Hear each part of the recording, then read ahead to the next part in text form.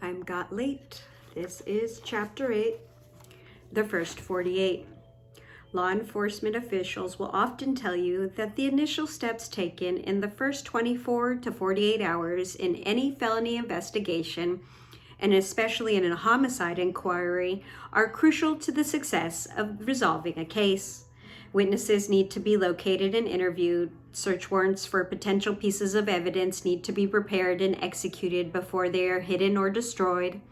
Suspects need to be developed, identified, and interrogated. Alibis need to be checked out, and other timelines regarding events need to be mapped out. The first hours can be a very hectic time, and due to the many tasks that are required of a significant investigative effort, many resources are poured into the first days of a criminal investigation.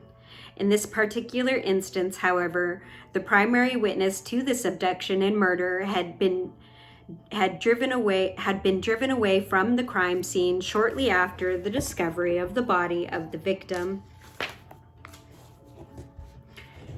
Instead of immediately gathering the family at the station for more detailed interviews, Boulder police were rallying their resources to properly handle the processing of the crime scene and to track down several of the suspects who had initially been named by them. It never occurred to them that the parents would not be ready and or willing to sit down with them after they had taken care of some of the more crucial tasks, one of which was including and having a clear understanding of how JonBenet had died. The first 20 minutes spent with John Ramsey on the evening of December 27th, following the completion of the autopsy of his daughter, failed to establish a firm date or time or follow-up interview, and it had left detectives wondering what was going on. This did not deter investigators, however, from moving forward in their attempts to interview other witnesses or potential suspects in the case. Ramsey housekeeper Linda Hoffman Pugh and her husband Marvin Pugh lived in Fort Lupton, about a 45-minute drive from Boulder. Because she had been named as a possible suspect by the parents, Boulder Police Department Detective Fred Patterson and Greg Idler paid her home a visit that afternoon, on the evening of December 26, not long after the discovery of JonBenet's body.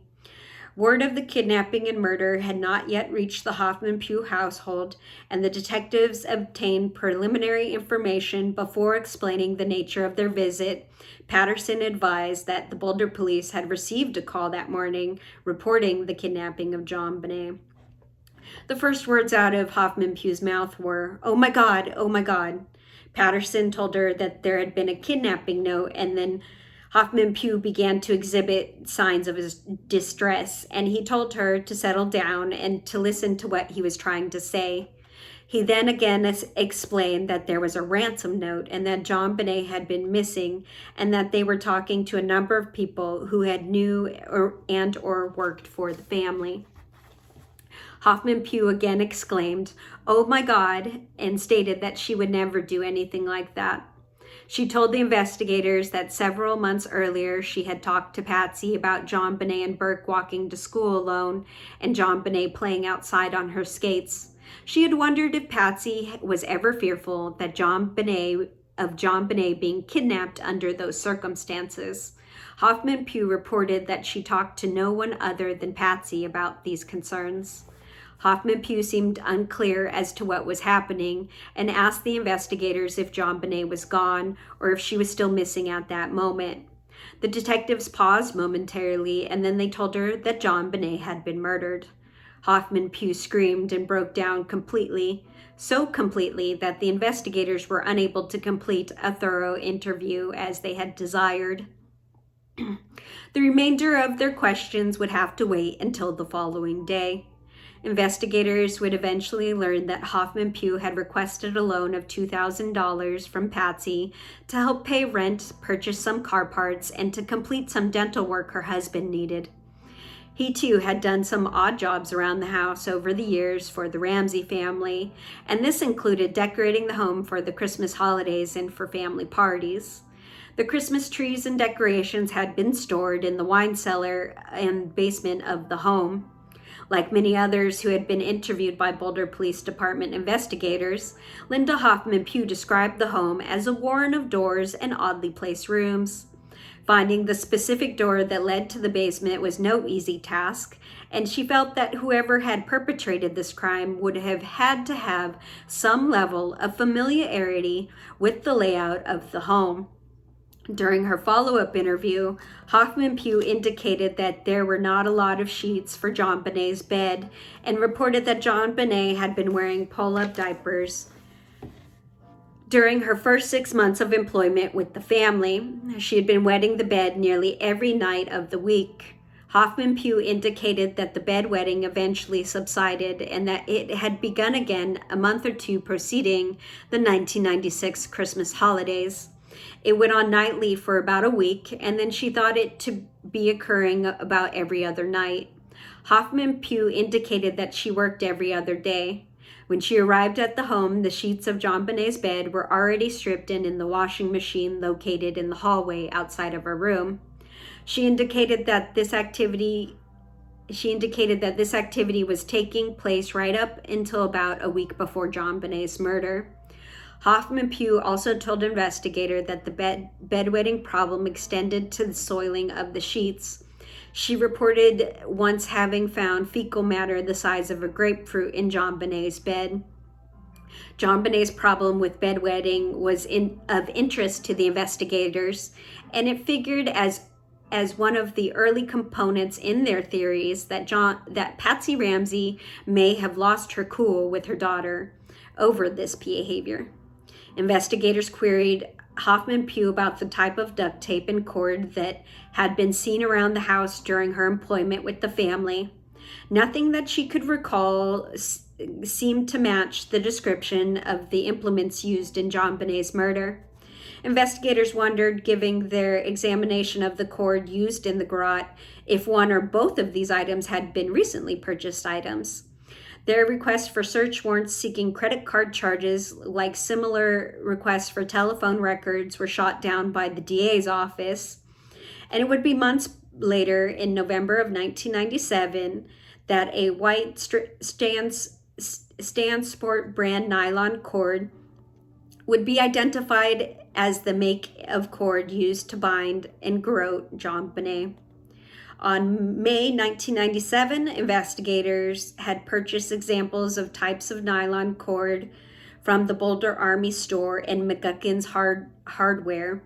They would eventually determine that Patsy Ramsey had purchased the item from a sporting goods store section called McGuckin's on December 2nd, 1996 for $2.29.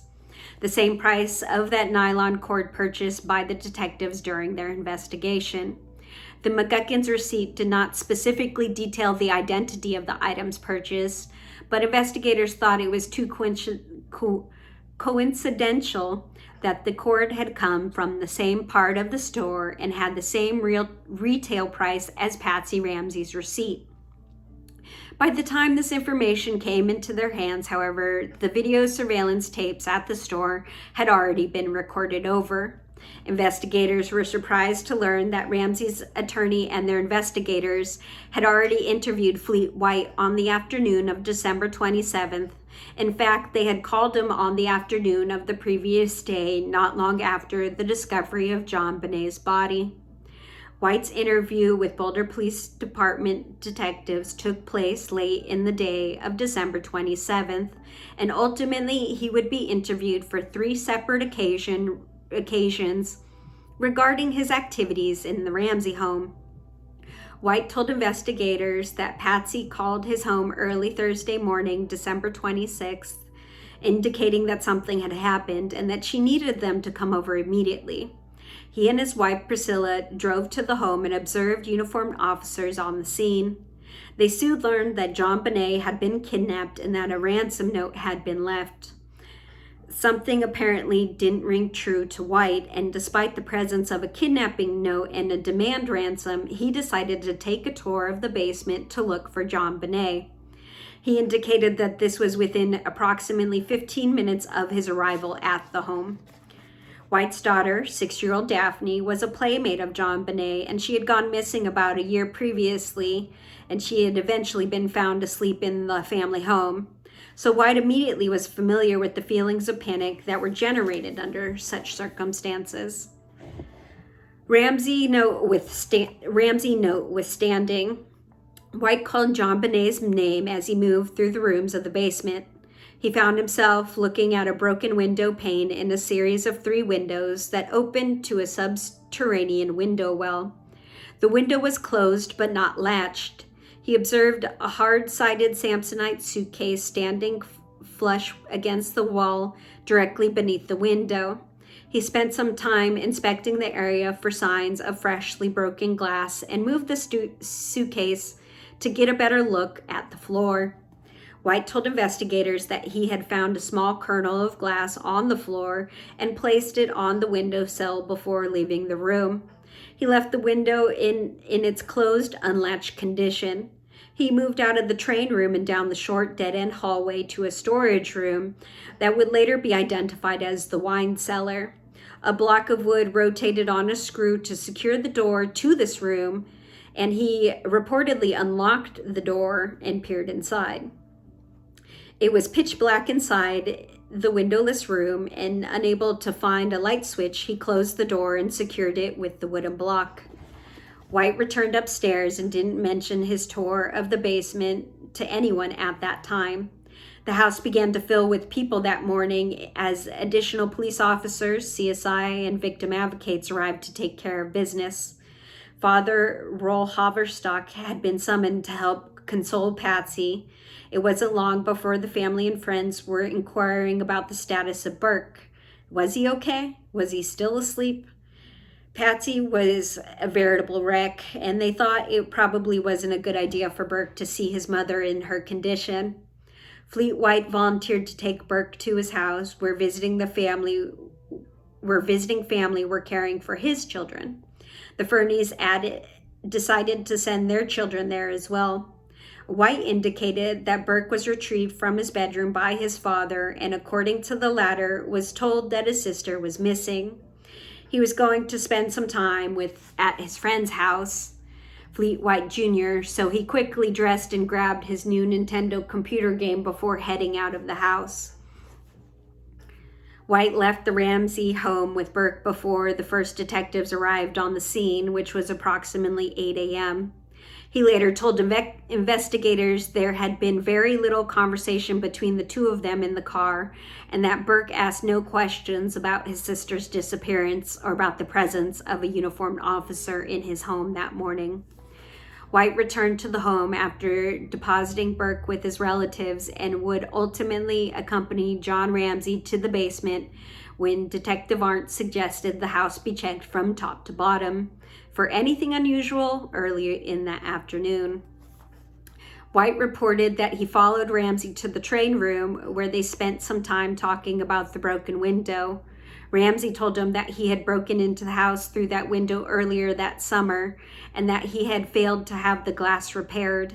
He said nothing about the placement of the suitcase beneath the broken window well. They looked around for signs of more broken glass, and finding none, Ramsey then moved from the room. Concurrent with this activity, White had stopped to move a fireplace grate that was blocking the closet in the train room. Quickly checking the interior, he had moved the grate back into place and headed out into the hallway when he heard John Ramsey scream. He indicated that he was right behind Ramsey, and he saw him kneeling down next to John Bonet's body in the wine cellar. An overhead light had been turned on in the room, and he saw John Bonet was wrapped in a blanket on the floor. Her feet were sticking out from the bottom, and he bent over to touch them. They were cold to the touch.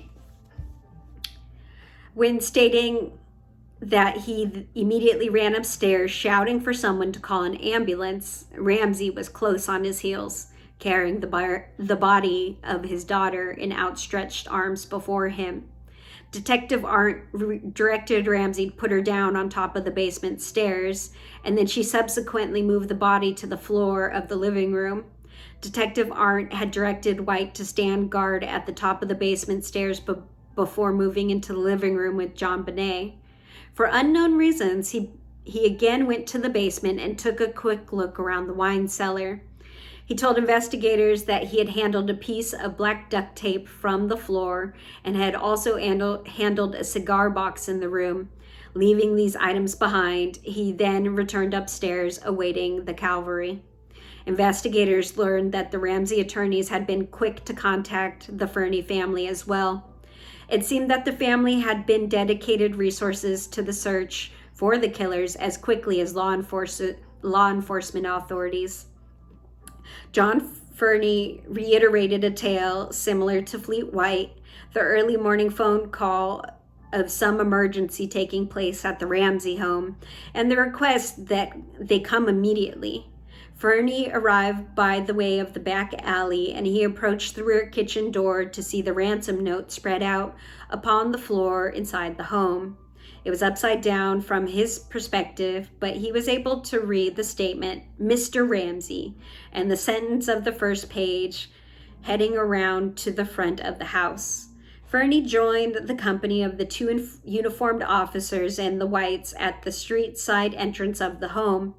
He was directed to the solarium and later that morning was able to read a photocopy of the full 3-page document of the ransom note that had been brought back to the home. He thought the note was very personal and written in a condescending manner towards John Ramsey. He noted at one point during his interview with the detectives that the note didn't seem to make sense to him, and that it seemed certain to be some kind of fakery stuff. And that it seemed to contain some kind of fakey stuff? I mean, fake stuff, sure, for sure. Rings false, bruh. Things just weren't adding up to him.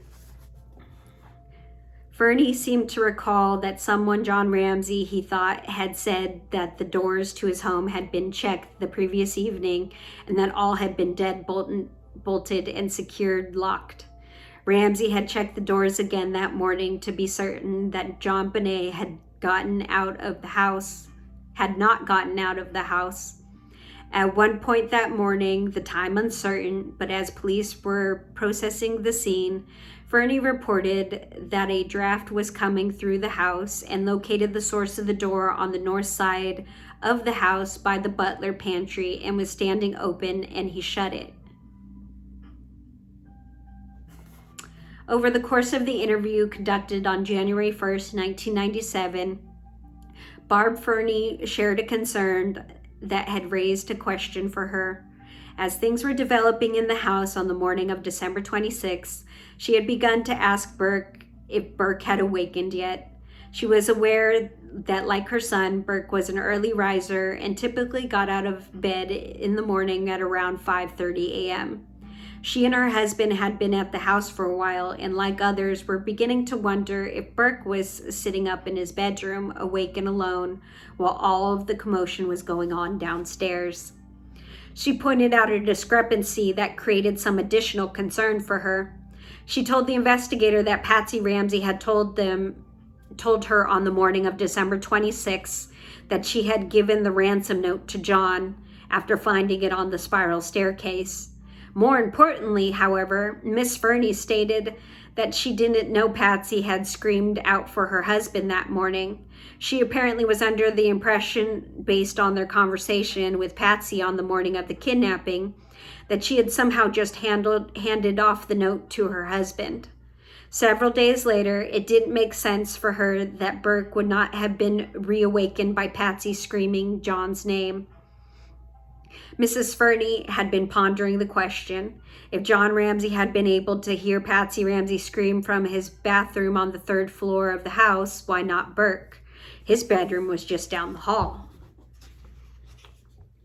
The Fernies offered their home as temporary shelter to the Ramsey family after police secured their home for search warrants. Barb Fernie would be interviewed again by the Boulder Police Department detectives not long after returning from Georgia funeral services, and detailed some of her observations that are covered in a later chapter. Father Rob Halverstock, pastor of the St. John's Episcopalian Church, had been called to the Ramsey home on the morning of December 26 by John Fernie. The Fernies had earlier reunited the Ramseys. The Fernies had earlier recruited the Ramseys to their church, and the pastor was well known to Patsy. Interviewed by detectives on December 30th, Father Rob Halverstock indicated that he had been summoned to the home to help calm Patsy and estimated that he had arrived around 6:30 to 7 a.m. He described his observations of the activities taking place at the home of the discovery of JonBenet's body.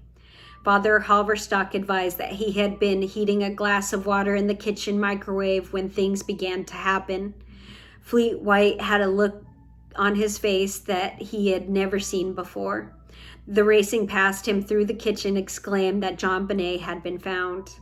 The next thing he knew, he was standing in the foyer area near the top of the basement stairs, and John Ramsey had his daughter in his hands. It was Halverstock's recollection that Ramsey blurted out, "I don't think he meant to kill her because he wrapped her in a blanket," or that she was warm, she was wrapped in a blanket. Ramsey told Father Halverstock that he had taken the tape off of her mouth and mentioned something about removing something from JonBenet's wrists or hands. The scene was described as being frantic and out of control once JonBenet's body had been found. He did his best to lead the group in prayer after JonBenet had been moved from the floor into the living room. Father Halverstock described JonBenet's body as being cold and stiff, and that he had tried to conceal the ugly bruise on her neck by moving a blanket over her torso. He shared with the detectives that he was having a difficult time letting go of that image. In their efforts to continue to gather possible leads, Boulder investigators interviewed a number of other people. Some were family friends, employees of the Ramseys business, and those involved in the beauty pageant circuit. One interview took place with the family friend Barb Kosniak. She reported that JonBenet had told her about the secret Santa Claus who was going to make a special visit to her after Christmas. This bit of information seemed to suggest that someone who had access to JonBenet may have been responsible for setting up this secret arrangement. Investigators had to consider the possibility that JonBenet had gone willingly with her abductor because he was known and or familiar to her. Some began to point the finger at Santa Claus himself, Bill McReynolds. Santa Bill was an elderly man who played Santa Claus at several of the Ramsey holiday parties in the previous years. He was not in the best of health in December of 1996, but had somehow convinced Patsy to hold another Christmas party where he again would be able to play the starring role for the children in attendance. Boulder police detectives would subsequently clear Santa of any involvement in the crime, and that didn't mean that other intruder theories didn't resurrect his name from time to time. A neighborhood canvass would also be conducted to determine if anyone or anything suspicious had been seen on the night of the kidnapping. The Colby family, who lived in the alley behind the Ramsey home, had a 10-year-old son who sometimes played with Burke. They also had 2 dogs that reportedly barked every time they heard someone in the alley. Mrs. Colby indicated that her dogs did not bark at all on Christmas night.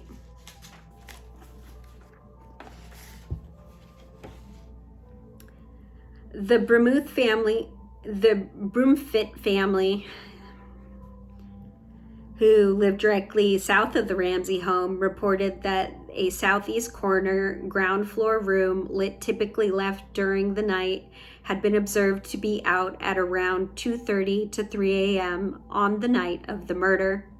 The neighbor of the immediate south, Scott Gibbons, told detectives that he had been in his south-facing kitchen around midnight on Christmas night. He observed that the upper lights in the Ramsey kitchen were on but dimmed low. Gibbs didn't observe anyone inside the residence at this time and noted that it was not unusual for lights to be on in the home at night. The following morning around 8 a.m., He had seen the north kitchen door standing open. Investigators noted that this would have been during the time that the CSIs were photographing and processing the home for latent fingerprints. Investigators were initially told by Melody Stanton, who lived across the street and southeast of the Ramsey home, that she didn't want to become involved in the investigation and reported that she had heard nothing unusual that night. During a follow-up canvass, Stanton appeared to be more willing to cooperate. She told detectives that she had gone to bed around 10 o'clock on Christmas night. Her open bedroom window faced in the direction of the Ramsey home, and she thought that she had heard a child scream sometime between the hours of midnight and 2 a.m. The scream of a child at that time of night was of definite interest to the investigators, and they would subsequently return to the Ramsey home to conduct simulated tests on the possibility that Stanton was correct in her observations. For unknown reasons, however, she would later recant that statement, and it was a clue that only seemed to add to the confusion of the investigation. A number of neighborhood doors were knocked on upon Boulder Police Department's canvassing of the area. Unfortunately, no one came forward with any probative information that could be helpful in identifying the persons responsible for John Bonet's kidnap and murder. This is Chapter 9, Ransom Note, and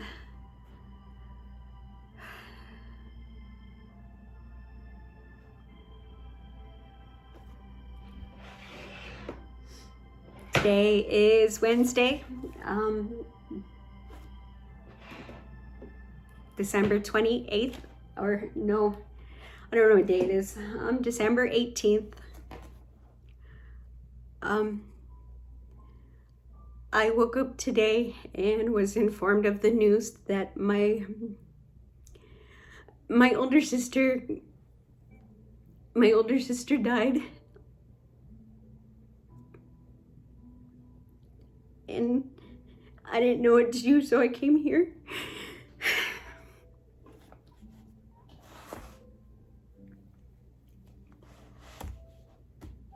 Yeah. If you don't mind, I'm gonna call it a day on reading. My sister's name was Afina Brooks, and she was a real good big sister.